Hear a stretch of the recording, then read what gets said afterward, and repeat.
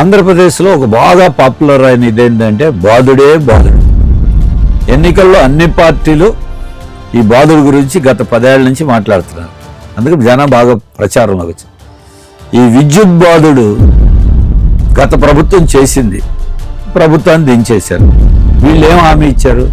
మేము వస్తే పెంచం, తగ్గిస్తాం చెప్పారు. ఎవరినైనా రోడ్డు మీదకి వెళ్ళి తెలుగుదేశం నాయకులైనా అడగండి, మీ కరెంటు బిల్లు తగ్గిందా పెరిగిందా? వాళ్ళు చెప్తారు, మేము చెప్పాల్సిన అవసరం. ప్రతి ఒక్కళ్ళు రాజకీయాలకు అయితే కరెంటు బిల్లు పెరిగింది, మేము ఛార్జీలు పెంచలేదని ప్రభుత్వం చెప్తుంది. ఛార్జీలు పెంచకుండా బిల్లు ఎలా పెరుగుతుంది? పచ్చి మోసం.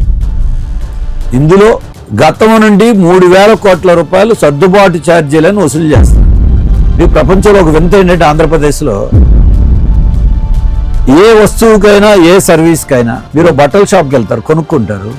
సంవత్సరం తర్వాత మేమంతా లెక్కలు తేల్చుకున్నాం, మాకు నష్టం వచ్చింది, మీరు బట్టలు కొన్నారప్పుడు ఇంకొక 500 ఎక్కువ ఇవ్వండి మాకు ఆ లోటు పోడ్చడానికంటే ఎక్కడన్నా అడిగితే అడుగుతారా? ఏ సర్వీస్కి లేదు.